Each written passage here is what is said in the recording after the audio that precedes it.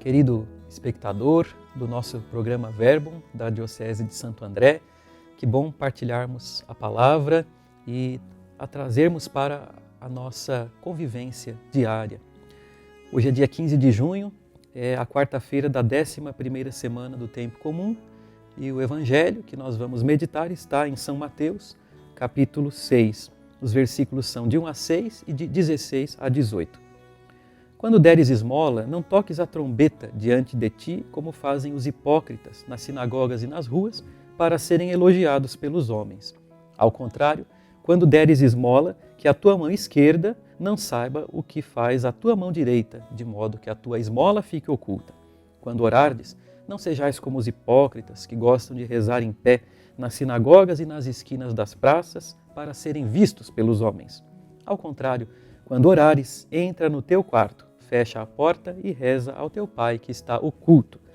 Quando jejuardes, não fiqueis com o rosto triste como os hipócritas. Eles desfiguram o rosto para que os homens vejam que estão jejuando.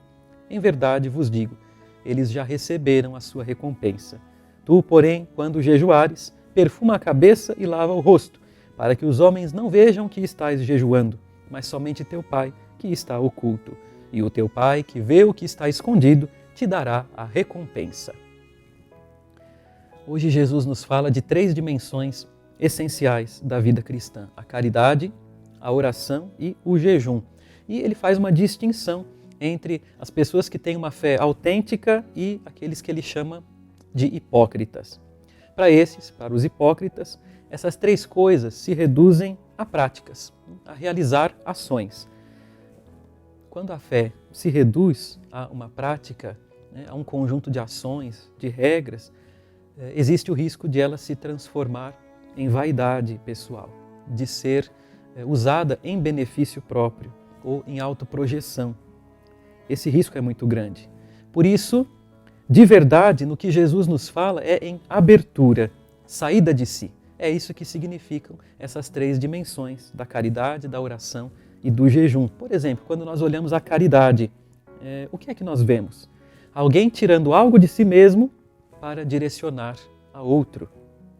Quando nós olhamos a oração, por exemplo, é alguém deixando o seu próprio mundinho, deixando de ser autossuficiente, deixando o seu eu, para dirigir-se a alguém que é maior do que ele, Deus, na oração. E quando nós olhamos o jejum, o que é que nós vemos? Alguém renunciando a algo bom para si, mas para que a sua vontade seja mais fortalecida e essa pessoa consiga desejar mais rapidamente fazer o quê?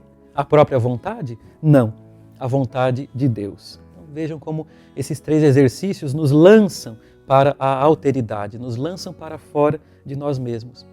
Hoje a Igreja apresenta como exemplo a memória de alguém muito querido para a nossa Diocese de Santo André, que é a beata Albertina Berkenbrock, parente muito próxima do nosso bispo emérito, Dom Nelson. Alguém que viveu em grau heróico esse altruísmo, esse sair de si, esse voltar-se para o outro.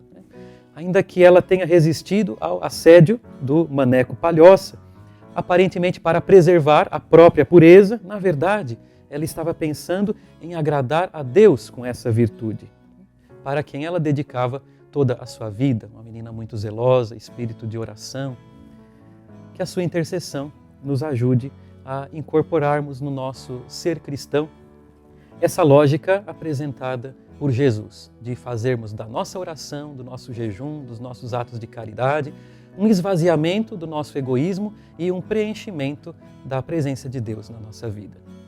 Então, para que esse intento se realize nesse dia de hoje, que desça sobre você, sua família, sobre suas intenções, moções, a bênção de Deus Todo-Poderoso, Pai e Filho e Espírito Santo. Amém.